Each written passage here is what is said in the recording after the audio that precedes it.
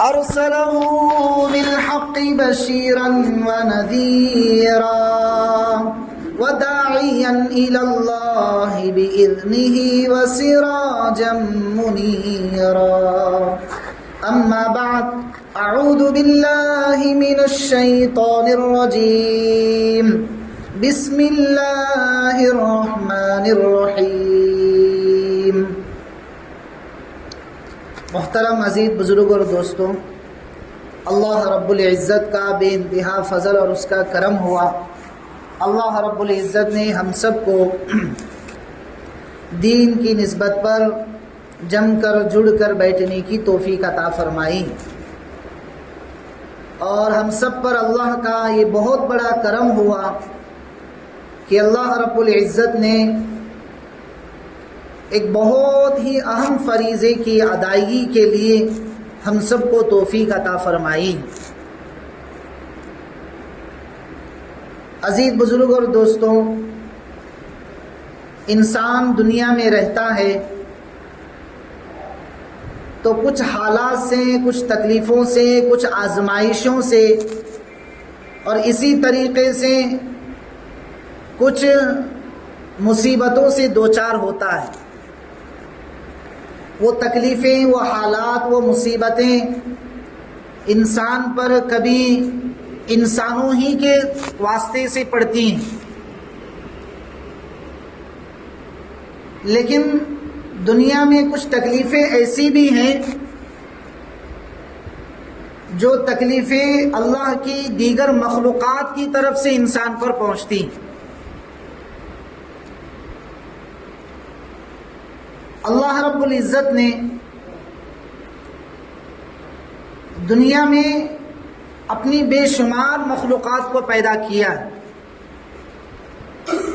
جن میں سب سے باعزت اور اشرف المخلوقات جو ہے وہ انسان ہے۔ انسان بھی اللہ کی ایک مخلوق ہے۔ خود اللہ رب العزت نے قرآن کریم کی بے شمار آیتوں میں اس بات کی وضاحت کی ہے کہ انسان کو جو ہے اللہ نے پیدا کیا ہے۔ لیکن بزرگوں اور دوستوں، اس انسان کی پیدائش میں اور اس انسان کو بنانے میں، چاہے وہ مرد ہو یا عورت ہو، چاہے جوان ہو یا بوڑھا ہو، یا چاہے بچہ ہو، کسے باشد جو بھی ہو، اللہ رب العزت نے اس انسان کو بنانے میں جہاں پر بہت ساری چیزوں کو استعمال کیا ہے، انہی چیزوں میں سے ایک آگ ہے، پانی ہے، مٹی ہے، ہوا ہے۔ ان ساری چیزوں کے مجسمے کو اللہ رب العزت نے انسان کا نام دیا ہے۔ آپ نے دیکھا ہوگا بار بار انسان جب بیمار ہوتا ہے،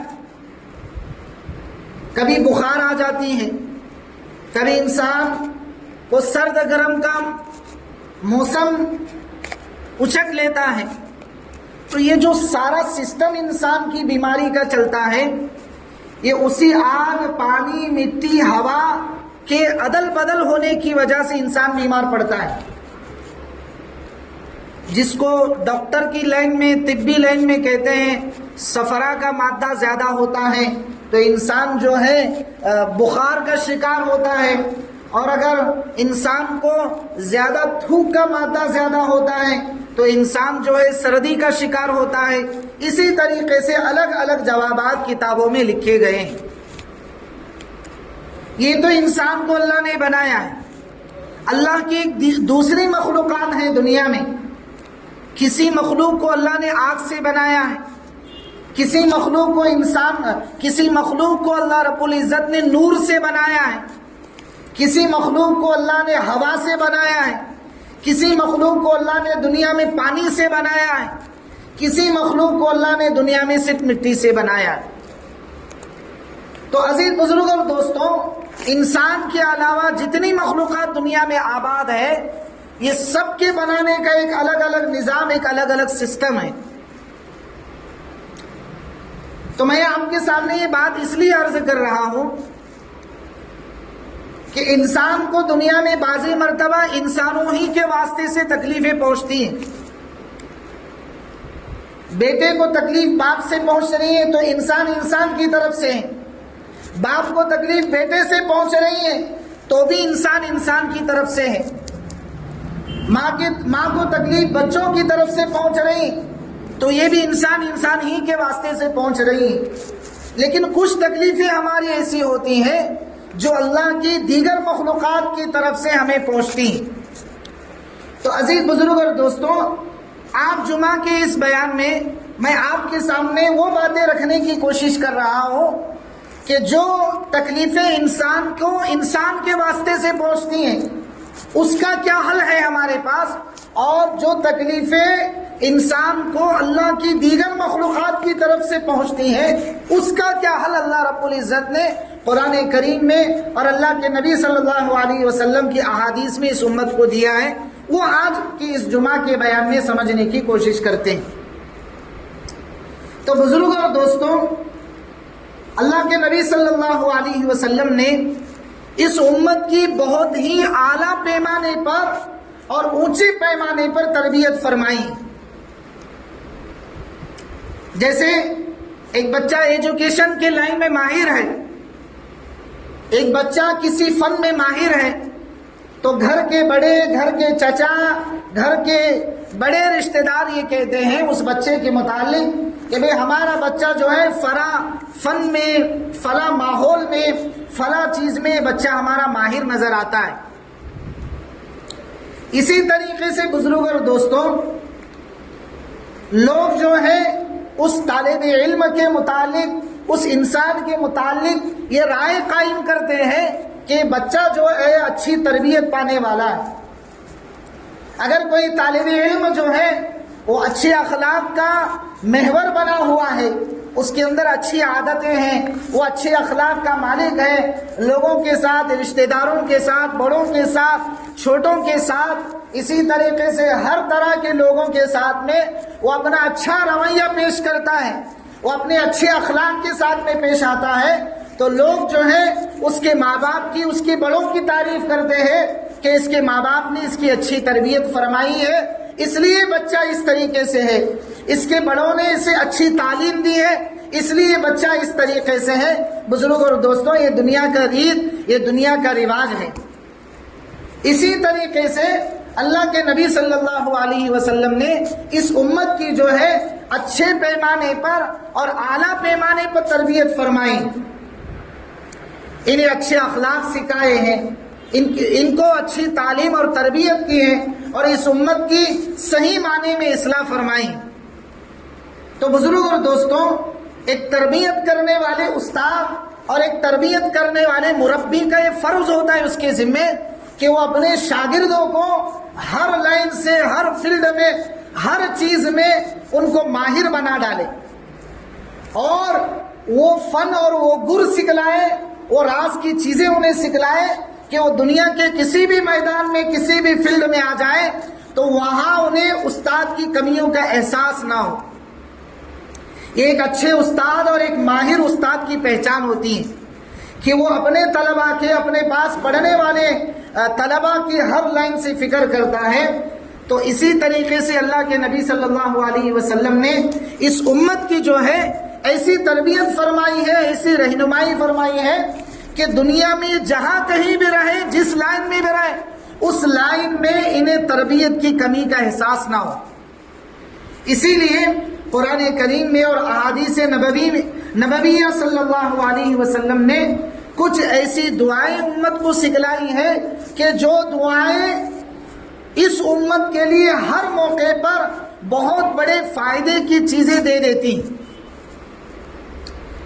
جیسے گزشتہ جمعہ بھی میں نے آپ کے سامنے دعاؤں کی لائن ہی سے اور دعاؤں کے ہی سلسلے کے متعلق آپ کے سامنے کچھ موٹی موٹی باتیں میں نے رکھی تھی۔ آج میں اسی ٹاپک کو، اسی موضوع کو آگے بڑھاتے ہوئے کچھ ایسی چیزیں میں آپ کے سامنے رکھنے کی کوشش کر رہا ہوں کہ بزرگ اور دوستوں، جو آپ کے لیے بہت بڑا آپ کی زندگی میں ایک چینجنگ کا اور ایک بدلاؤ کا ہمیں موقع دیتے ہیں اور فائدہ دیتے ہیں، انہی چیزوں میں سے جو اللہ کے نبی صلی اللہ علیہ وسلم نے امت کو بہت ساری دعائیں سکھلائی ہیں، بہت ساری چیزیں سکھلائی ہیں، انہی چیزوں میں سے ایک چیز ہے آیت الکرسی۔ کیا ہے بھائی؟ آیت الکرسی۔ آیت الکرسی کے متعلق اللہ کے نبی صلی اللہ علیہ وسلم کی حدیث موجود ہے کہ یہ اللہ کے خزانوں سے اللہ نے اس امت کو دیا ہے، یعنی اللہ کے خزانوں میں سے اللہ تبارک و تعالیٰ نے چن کر یہ آیت الکرسی اس امت کو عطا فرمائی۔ اسی طریقے سے ایک حدیث میں یہ بھی ملتا ہے کہ سورۃ البقرہ کا آخری رکوع جو ہے یہ اللہ کے خزانوں میں سے اس امت کو دیا گیا۔ تو چاہے سورۃ البقرہ کا آخری رکوع ہو یا پھر آیت الکرسی ہو، یہ دونوں چیزوں کے متعلق آج ہم سمجھنے کی کوشش کرتے ہیں۔ حضرت ابو ہریرہ رضی اللہ عنہ فرماتے ہیں کہ جب اللہ کے نبی صلی اللہ علیہ وسلم نے مجھے خزانچی بنایا اپنے زمانے میں، یعنی بیت المال کا نگران مجھے بنایا، بیت المال کو سنبھالنے کی، اس کو اچھے نظم اور نسق کے ساتھ میں امت کے اندر چلانے کی ذمہ داری اللہ کے نبی صلی اللہ علیہ وسلم نے اس زمانے میں حضرت ابو ہریرہ رضی اللہ عنہ کو ذمہ داری دی۔ حضرت ابو ہریرہ رضی اللہ عنہ کا معمول تھا کہ یہ روزانہ جو ہے رات کے وقت میں بیت المال کے خزانوں کی حفاظت کرتے تھے، اس کی چوکیداری کرتے تھے۔ ایک مرتبہ اچانک ان کے ساتھ میں یہ معاملہ پیش آیا کہ ایک کمزور آدمی، بوڑھا آدمی، جو اپنے حلیے سے، اپنے رہن سہن سے، اس کے باتوں کے انداز سے لگتا تھا کہ بیچارہ بہت پردیسی آدمی، بدن پر کپڑے بھی پھٹے ہوئے، اور اس کی زبان سے ایسا لگتا تھا کہ یہ بہت مجبور آدمی، یہ اچانک آتا ہے اور حضرت ابو ہریرہ رضی اللہ عنہ کو بتلائے بغیر بیت المال میں سے مٹھی بھر کر کچھ چیزیں لے کر جانا شروع کر دیتا ہے۔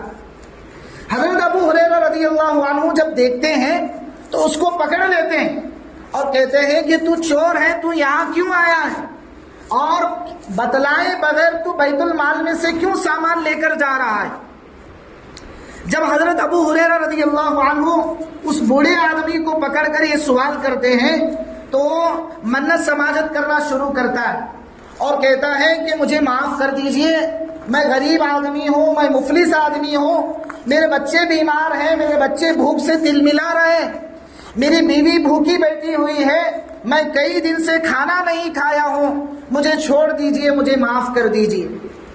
حضرت ابو ہریرہ رضی اللہ عنہ جب یہ الفاظ سنتے ہیں تو اس کو چھوڑ دیتے ہیں رحم کھا کر، اور جب صبح ہوتی ہے تو اللہ کے نبی صلی اللہ علیہ وسلم خود پوچھتے ہیں کہ ابو ہریرہ کل رات میں جو قیدی آیا ہوا تھا اس کا کیا ہوا؟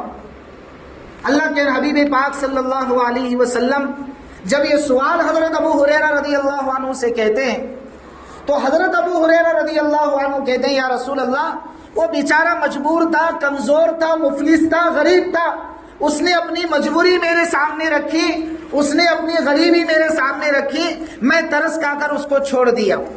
اللہ کے حبیب پاک صلی اللہ علیہ وسلم آگے کچھ نہیں کہتے، بس اتنا کہہ دیتے ہیں کہ ابو ہریرہ آئندہ کل بھی یہ ضرور آئے گا۔ جب آئندہ کل یعنی دوسرے دن کی رات ہوتی ہے تو پھر دیکھتے ہیں کہ وہی بوڑھا شخص آیا ہے اور بیت المال میں سے کچھ چیزوں کو نکال کر لے کر جا رہا ہے۔ پھر حضرت ابو ہریرہ رضی اللہ عنہ اس کو پکڑتے ہیں اور پوچھتے ہیں کہ بھائی کیوں تو لے رہا ہے؟ کل بھی تو آیا تھا، آج بھی آیا ہے، بتا تو کون ہے؟ جب یہ باتیں حضرت ابو ہریرہ رضی اللہ عنہ اس بوڑھے شخص سے پوچھتے ہیں تو پھر وہ بوڑھا شخص جو ہے منت سماجت کرنے لگتا ہے، معافی مانگنے لگتا ہے اور یہ وعدہ کرتا ہے کہ میں آئندہ کل نہیں آؤں گا، آج مجبوری میں آیا ہوں۔ حضرت ابو ہریرہ رضی اللہ عنہ کو ترس آ جاتا ہے اور چھوڑ دیتے، اور دوسرے دن صبح کی نماز کے لیے جب مسجد نبوی پہنچتے ہیں تو اللہ کے نبی صلی اللہ علیہ وسلم کا ہمیشہ یہ معمول رہتا تھا کہ صبح کی نماز کے بعد جو ہے صحابہ سے ان کے خواب کے متعلق، رات کیسے گزاری، اس کے متعلق اللہ کے نبی صلی اللہ علیہ وسلم پوچھا کرتے تھے۔ تو ہمیں بھی یہ چاہیے کہ ہم بھی جو ہے اپنے محلے کے امام کے ساتھ میں جو ہے اپنے جو خواب ہوتے ہیں اسے شیئر کرنا چاہیے، اس کے متعلق رہنمائی لینی چاہیے، اس کے متعلق رہبری لینی چاہیے۔ بہت سے مرتبہ بعض لوگوں کے ساتھ میں اچانک حادثات ہوتے ہیں۔ کتابوں میں یہ بات لکھی ہے کہ جو رات میں خواب پڑھتے ہیں اور وہ بھیانک اور بہت ہی خوفناک خواب ہوتے ہیں، اور آدمی جو ہے اپنی زبان پر کنٹرول نہ رکھ کر بعض مرتبہ بیوی سے شیئر کرتا ہے، بعض مرتبہ دوستوں سے شیئر کرتا ہے، اور ان کی زبان سے کہیں کوئی غلط تعبیر نکل جاتی ہے۔ اور آپ کو یہ بات اچھی طریقے سے معلوم ہونا چاہیے کہ خواب جو ہے وہ سچا ہوتا ہے، نبوت کا 40واں حصہ ہوتا ہے۔ تو ہم لوگ غلط لوگوں کو بیان کرنے کی وجہ سے وہ اسی طریقے سے ہو جاتا ہے۔ تو خیر یہ جملہ معترضہ تھا۔ اللہ کے نبی صلی اللہ علیہ وسلم پوچھتے ہیں ابو ہریرہ تمہارے قیدی کا کیا ہوا؟ تو وہ کہتے ہیں کہ یا رسول اللہ پھر اس نے وہی مجبوری بیان کر دی، وہی اپنی مفلسی بیان کی، میں ترس کھا کر اس کو چھوڑ دیا۔ یہ 2 مرتبہ ہوا۔ اب تیسری مرتبہ بھی اللہ کے نبی صلی اللہ علیہ وسلم حضرت ابو ہریرہ رضی اللہ عنہ کے کہتے ہیں ابو ہریرہ یہ اب تیسرے دن بھی آئے گا۔ جب تیسری رات ہوتی ہے تو پھر وہی غریب آدمی، مفلس آدمی اپنی مجبوریاں بیان کرتے ہوئے آ کر بیت المال میں سے بھر کر لے جانا شروع کر دیتا ہے۔ حضرت ابو ہریرہ رضی اللہ عنہ پھر تیسری مرتبہ پکڑتے ہیں اور پوچھتے ہیں کہ میں نے 1 مرتبہ چھوڑا، 2 مرتبہ چھوڑا، اب تیسری مرتبہ میں تمہیں نہیں چھوڑ سکتا، اب میں تمہیں قید کر کے رات بھر یہاں رکھوں گا اور صبح کی نماز میں اللہ کے نبی صلی اللہ علیہ وسلم کی خدمت میں پیش کروں۔ جب اس حضرت ابو ہریرہ رضی اللہ عنہ یہ الفاظ کہتے ہیں تو بیچارہ سہم جاتا ہے، ڈر جاتا ہے اور کہتا ہے ابو ہریرہ ایک چیز تمہیں سکھلاتا ہوں، ایک چیز تمہیں گفٹ دیتا ہوں، ہدیہ دیتا ہوں، جو چیز اللہ کے خزانے سے مجھے ملی ہے میں اس کو اللہ کے خزانے سے چرا کر لایا ہوں، وہ آج میں تمہیں سکھلاتا ہوں، لیکن اس کے متعلق شرط یہ رکھتا ہوں کہ تم مجھے آزاد کر دو گے، مجھے چھوڑ دو۔ حضرت ابو ہریرہ رضی اللہ عنہ اچنبے میں پڑ جاتے ہیں کہ بھئی ایسی کون سی چیز اس کے پاس ہے کہ مجھے کہہ رہا ہے کہ میں اس سکھلاتا ہوں، تم مجھے آزاد کر دو۔ تو حضرت ابو ہریرہ رضی اللہ عنہ اس بوڑھے شخص سے کہتے بتلاؤ کیا وہ چیز ہے۔ تو اس موقع پر وہ بوڑھا شخص، وہ کمزور شخص، وہ غریب شخص یہ کہتا ہے کہ حضرت ابو ہریرہ تم روزانہ جو ہے رات ہو جائے، عشاء کی نماز ہو جائے اور جو تم اپنی ضروریات سے فارغ ہو کر جب اپنی بستر پر جاؤ تو کم سے کم 1 مرتبہ آیت الکرسی پڑھ لیا کرو، اور وہ آیت الکرسی پڑھ کر سنا دیتا ہے۔ اور اس کے متعلق یہ کہتا ہے کہ جو بندہ رات میں چاہے وہ عورت ہو، مرد ہو، جوان ہو، بوڑھا ہو، جو بھی ہو، جو اس آیت الکرسی کو پڑھ کر اپنے گھر کے چاروں کونوں میں پھونک دیتا ہے، اپنے دروازے کی کڑی بند کرتے وقت میں اس کو پھونک لیتا ہے، اپنے بچوں پر پھونک لیتا ہے، اور اسی طریقے سے اپنے تمام طرح کی حفاظت کے لیے وہ پھونکتا ہے، تو پوری رات اللہ کی طرف سے ایک حفاظت کا فرشتہ اللہ کی طرف سے مقرر ہوتا ہے جو پوری رات اس آیت الکرسی پڑھنے والے بندے کی حفاظت کرتا ہے۔ یہ کون کہہ رہا ہے بھائی؟ حضرت ابو ہریرہ رضی اللہ عنہ کو بوڑھا شخص کہہ رہا ہے، اور شرط کیا رکھی ہے کہ میں تمہیں سکھلاتا ہوں، تم مجھے آزاد کر دو، ٹھیک ہے؟ حضرت ابو ہریرہ رضی اللہ عنہ یہ بات سن کر اسے چھوڑ دیتے ہیں، اور صبح اللہ کے نبی صلی اللہ علیہ وسلم کی خدمت میں حاضر ہو کر عرض کرتے ہیں، اور اللہ کے نبی صلی اللہ علیہ وسلم خود پوچھتے ہیں کہ تمہارے رات کے قیدی کا کیا ہوا؟ تو یہ سارا ماجرا، ساری کہانی اسے سناتے ہیں۔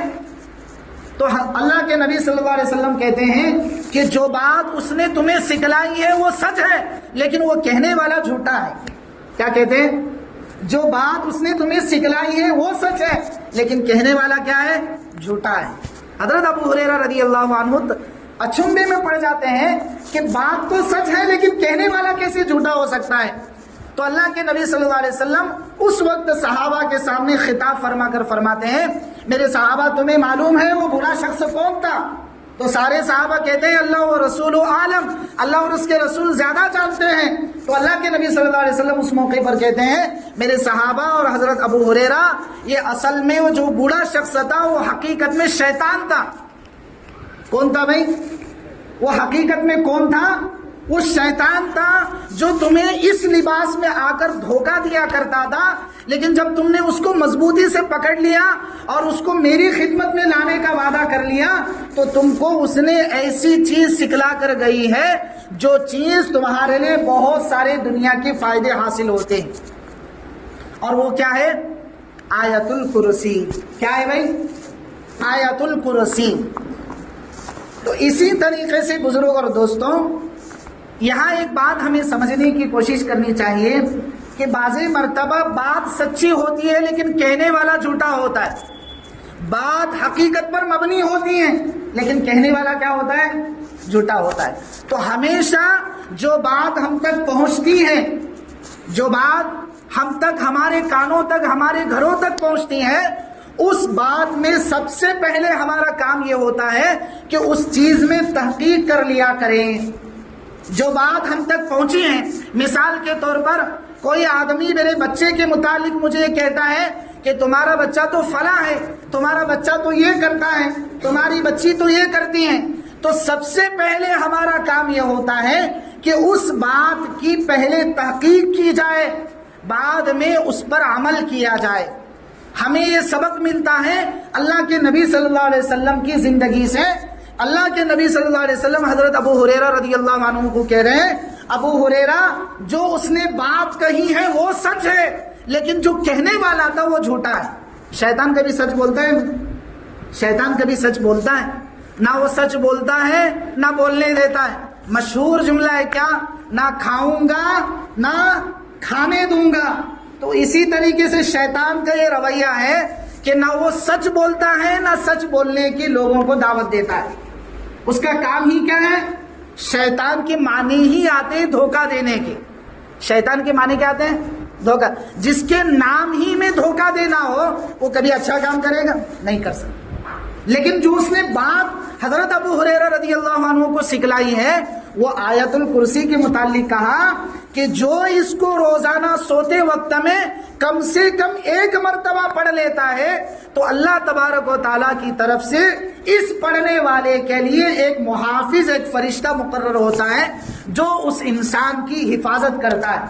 کیا کرتا ہے بھائی؟ اس انسان کی حفاظت کرتا ہے۔ جیسے میں نے شروع میں آپ کے سامنے تمہیدی کلمات کہے، میں تمہیدی کلمات یہ تھے کہ جیسے دنیا میں انسان کو انسانوں کی طرف سے پریشانی پہنچتی ہے، ایسے ہی انسانوں کو اللہ کی دیگر مخلوقات کی طرف سے بھی پریشانی پہنچتی ہے، دیگر مخلوقات کی طرف سے بھی تکلیفیں پہنچتی ہیں۔ اب ہم انسان کو انسان کے ذریعے سے پہنچنے والی تکلیف کا حل تو ڈھونڈتے ہیں، اس کو سمجھاتے ہیں، اس کو بول دیتے ہیں، اس کے سامنے معافی مانگ لیتے ہیں، لیکن اللہ کی جو دیگر مخلوقات ہیں ان مخلوقات کو آپ کیسے سمجھا سکیں گے؟ تو بزرگ اور دوستوں، اس کا سب سے بہترین راستہ ہے اللہ کے نبی صلی اللہ علیہ وسلم کی مسنون دعاؤں کا اہتمام کرنا۔ ان مسنون دعاؤں میں سے ایک آیت الکرسی بھی ہے اور اسی طریقے سے سورۃ البقرہ کا آخری رکوع بھی ہے۔ میری ہمیشہ آپ کی خدمت میں یہ کوشش ہوتی ہے کہ میں آپ کو صبح کی نماز میں وہ رکوع پڑھاؤں یا وہ رکوع پڑھا کر آپ کو نماز پڑھاؤں جو رکوع مسنون ہوتے ہیں اللہ کے نبی صلی اللہ علیہ وسلم کی، جن کے متعلق احادیث میں کچھ فضیلتیں آتی ہیں۔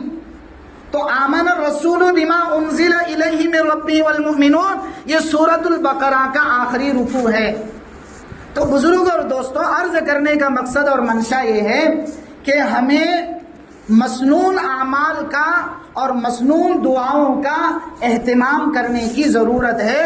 اس سے ہمیں بہت ساری اندرونی بیماریوں سے نجات ملتی ہے اور بہت ساری باہر کی تکلیفوں سے، ٹینشنوں سے نجات ملتی ہے۔ تو سارے حضرات اس کی کوشش کریں گے بھائی؟ اللہ تعالی ہم سب کو عمل کی توفیق عطا فرمائے۔